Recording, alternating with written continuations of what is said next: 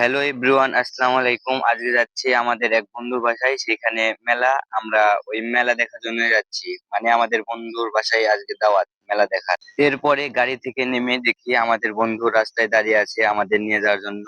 তো বন্ধুর সাথে রওনা দিলাম তার বাসায় যাওয়ার জন্য। এখন আমরা সবাই তার বাসায় যাচ্ছি। তার বাসায় গিয়ে খাওয়া দাওয়া করে এখন আমরা তার বাসা থেকে চলে আসছি। এখন আমরা বর্তমানে মেলায় যাব।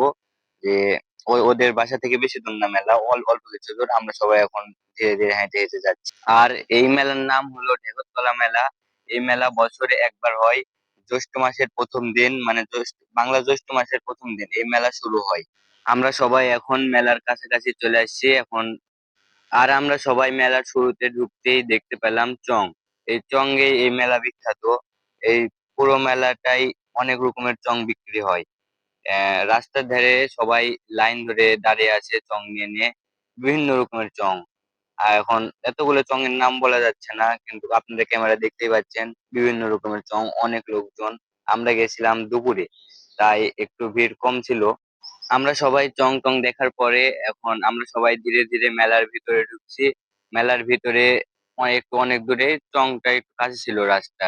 একটু মেলার ভিতরে যেতে হবে, রাস্তায় ভিড় এখন অল্প, তাই আমরা খুবই সুন্দরভাবে যেতে পারছি। আর এখন আমরা সবাই মেলার ভিতরে চলে আসছি। আসার পরে দেখতে পেলাম কাঠের সব আসবাবপত্র। কাঠের আছে, আবার এই আপনাদের হলো এই যে পাথি নাকি বলে এটা, এইদিকে আছে লোহার যায় জিনিস, বিভিন্ন রকমের যায় জিনিস আছে। এদিকে ছোট বাচ্চাদের খেলনাপাতি।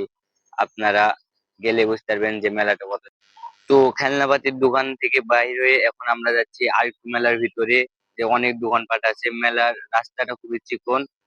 রাস্তার ধারে ছিল একটি নদীর মতো একটি পুকুর, ওইটা বলতে চাইছি না, ডাড়ি যাকে বলে। এবার আমরা দেখতে পাচ্ছি বিভিন্ন রকমের ফুল। এই ফুলগুলো অনেক সুন্দর দেখতে, এই ফুলগুলো খুবই সুন্দর। তারপরে আমরা একটু সামনে চলে যাচ্ছি, দুপুরে গেছিলাম তাও ভিড়।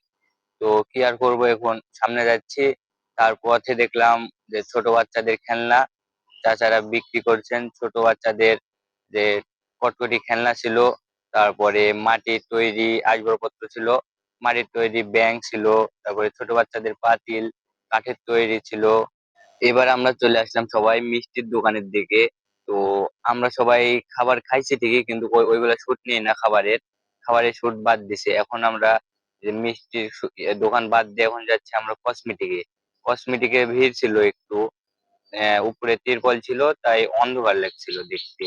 তো আমরা আস্তে আস্তে ভিতরে চলে যাচ্ছি, যে মেলায় কত কি উঠেছে আমরা এটা দেখার জন্য, এবং আপনাদের সবাইকে এই মেলার কি কি আছে এই মেলায় তা আমি আপনাদেরকে এই ভিডিওর মাধ্যমে সবকিছু দেখাবো বিস্তারিত, আপনারা দেখতে থাকেন।